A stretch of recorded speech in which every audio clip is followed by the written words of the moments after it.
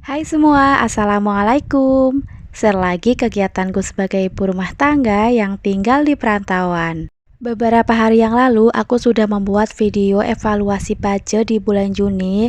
Terus aku juga sudah membuat alokasi dana sisa di bulan Juni sekaligus aku mengisi saving challenge-nya pun. Nah, sekarang aku mau membuat budgeting bulan Juli sekaligus nanti aku juga mau sharing mengenai tips sukses mengatur keuangan rumah tangga. Berbicara mengenai keuangan rumah tangga memang tidak pernah ada habisnya ya Bunda, apalagi kita yang sudah berumah tangga tentu itu menjadi bagian daripada kehidupan kita. Walaupun terkadang mungkin kita ngerasa jenuh, pusing, lelah, letih, atau bingung dalam mengatur keuangan rumah tangga, tapi kita itu tidak bisa lari, kita tidak bisa menghindar. Salah satu jalannya ya kita harus menghadapi, menjalaninya dengan penuh rasa syukur ya pun. Pastikan ketika kita itu sedang mengatur keuangan rumah tangga, hati kita dipenuhi dengan rasa syukur ya pun. Jangan sampai hati kita malah dipenuhi dengan rasa kufur, karena khawatirnya bukan kita yang mengatur uang, justru uanglah yang akan mengatur kita. Nah, ini sangat berbahaya ya Bunda. Lanjut dulu ke budgeting ya Bun. Nah, itu aku sudah membuat judulnya. Nah, di bawahnya aku juga menuliskan pemasukan dan pengeluaran. Untuk sumber pemasukannya sendiri itu memang hanya dari gajinya Paksu ya Bunda. Belum ada pemasukan dari dana-dana yang lain. Kemudian untuk pengeluarannya nanti akan aku rinci pengeluaran keuangan rumah tangga kami itu untuk apa saja. Tapi memang ada beberapa nominal yang tidak aku sepil di sini ya Bunda. Sebelum aku merinci pengeluarannya, ini aku mau menuliskan dulu kondisi kami ya Bunda. Jadi budgeting yang aku buat ini dalam kondisi suami istri atau dua orang dewasa, jadi belum ada anak. Kemudian kami tuh masih ngontrak ya tinggalnya di sini. Nah, kami tuh ngontraknya di perantauan di daerah Bogor. Oh iya, saling mengingatkan ya Bunda, bahwasanya pasti setiap rumah tangga mempunyai pemasukan dan pengeluarannya itu masing-masing ya Bun. Jadi tergantung situasi dan kondisi kita. Karena di antara kita pasti ada yang baru suami istri, belum ada anak, ada yang sudah punya anak, punya satu, dua, atau ada yang punya anak sudah sekolah, sudah kuliah, terus mungkin ada juga yang masih ngontrak seperti aku, terus ada yang sudah punya rumah, kemudian mungkin ada yang tinggal di desa atau tinggal di perantauan. Lalu di dalam rumah itu ada berapa anggota keluarga itu juga berbeda-beda ya tentunya. Jadi kita tidak bisa membandingkan kehidupan yang satu dengan kehidupan yang lain. Kita punya kehidupan sendiri-sendiri. Tetapi kalau misalkan kita itu melihat ada suatu pembelajaran, entah itu pembelajaran apapun dari orang lain, kita itu bisa mengambil hikmahnya ya Bunda, bukan untuk dibanding-bandingkan. Oke, ini aku sudah menuliskan rincian pengeluarannya ya Bunda. Jadi yang paling atas itu ada budget untuk kewajiban. Kewajiban kami Qadarullah saat ini yaitu membayar kontrakan dan juga membayar listrik. Nah, untuk membayar kontrakan sendiri itu sebulan 580, itu sudah free air dan juga free sampah ya Bun. Lalu untuk membayar listrik itu 200.000. Total dari budget kewajiban yaitu 780 ya Bunda. Next, untuk yang post saving ada tabungan utama, tabungan lebaran, dan tabungan dana darurat. Untuk yang tabungan utama aku tidak sepil di sini ya jumlahnya.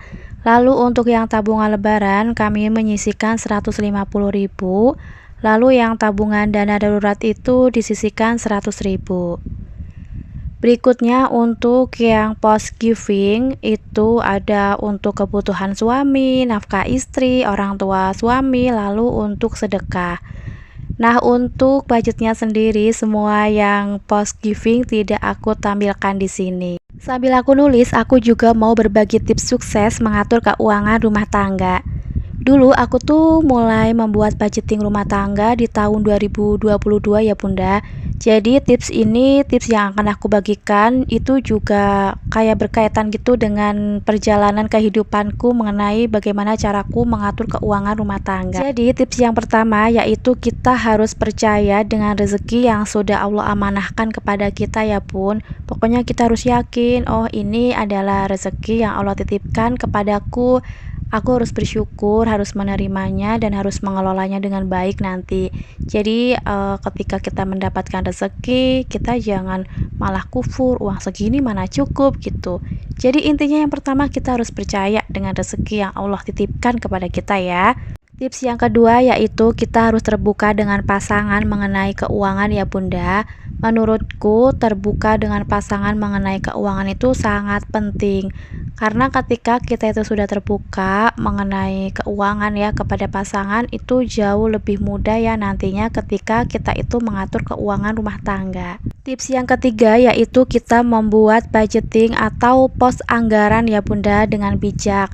Nah bunda-bunda kalau misalkan suaminya itu gajiannya setiap minggu, bunda-bunda bisa membuat budgeting di setiap minggu. Kalau misalkan gajiannya itu setiap bulan, bisa dibuat per bulan ya bunda. Kalau aku pribadi memang gaji pak suami itu per bulan, makanya aku membuat budgeting itu per bulan. Ketika kita membuat budgeting, kita rinci ya bunda mana yang termasuk kewajiban kita, terus kebutuhan kita.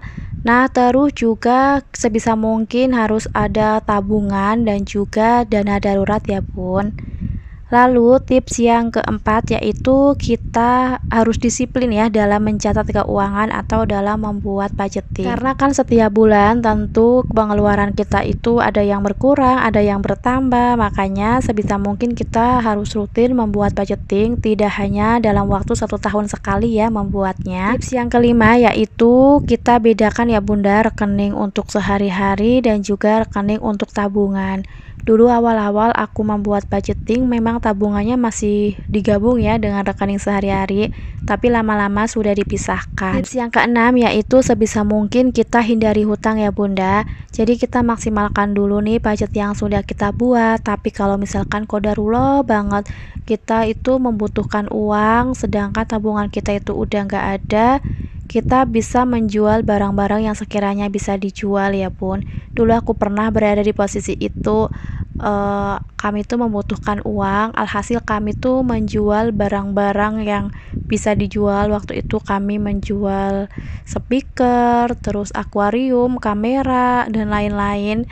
Nah tapi qadarullah dananya tuh masih kurang, jadi mau nggak mau kami harus pinjam dulu ya. Dalam meminjam itu juga diusahakan ya Bunda kita nyari pinjaman yang tanpa bunga ya Bun. Oke, tips yang ketujuh yaitu kita evaluasi di setiap minggu atau di setiap bulan, tergantung ya Bunda kita itu membuat budgetingnya itu mingguan atau bulanan. Mungkin awalnya kita itu agak ragu ya Bunda, budgeting yang kita buat ini bakalan cukup gak ya untuk sebulan ke depan. Nah nanti di akhir bulan kita melakukan evaluasi.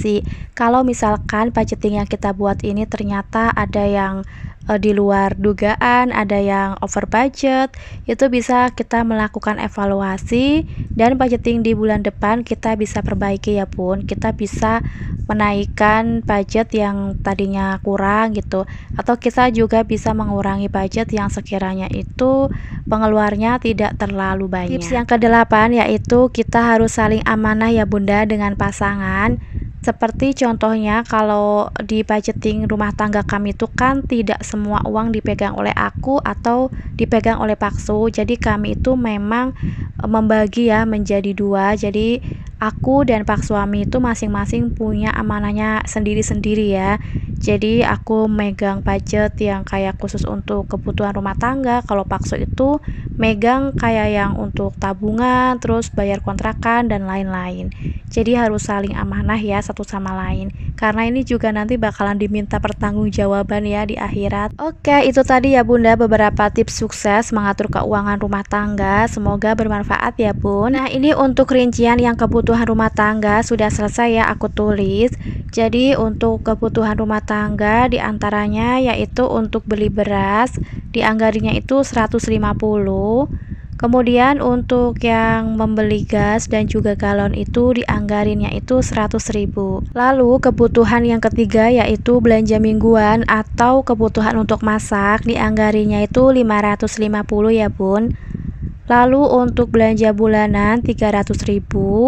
Terus beli makan 200.000. Haleti atau untuk membeli buah-buahan itu 100.000. Lalu ada dana cadangan juga itu 100.000 ya Bunda. Nah itu sudah aku jumlahkan juga ya Bunda. Jadi total kebutuhan rumah tangga di setiap bulannya itu 1.500.000 ya Bun. Jadi itu tidak termasuk kewajiban, savings dan juga giving. Jadi khusus yang kebutuhan rumah tangga. Nah tadi kan aku menganggarin untuk yang tabungan lebaran itu 150 ya Bun. Jadi ini aku lagi ngasih warna hijau di tabungan lebaran 2025. Aku kasih warna hijau yang 100.000 satu, kemudian yang 50.000 satu. Yang terakhir aku tinggal memasukkan dana yang sudah aku anggarkan ke dalam dompet pintar ya Bunda. Nah, tak terasa ini sudah di akhir video, jadi aku cukupkan dulu ya sampai di sini. Aku mengucapkan terima kasih banyak ya kepada bunda-bunda yang sudah berkenan untuk klik dan menonton video ini. Nah, kalau misalkan ada bunda-bunda yang baru pertama kali menonton videoku, aku ucapkan ahlan wa sahlan dan salam kenal ya Bun. Aku juga minta maaf kalau misalkan masih banyak kekurangan dari videoku, mungkin dari caraku mengambil video, dari caraku menulis, dari caraku menyampaikan, atau dari caraku berbicara. Aku minta maaf banget. Semoga video ini bisa bermanfaat untuk aku pribadi dan juga untuk bunda-bunda semuanya. Sekian dulu dari aku. Wassalamualaikum warahmatullahi wabarakatuh.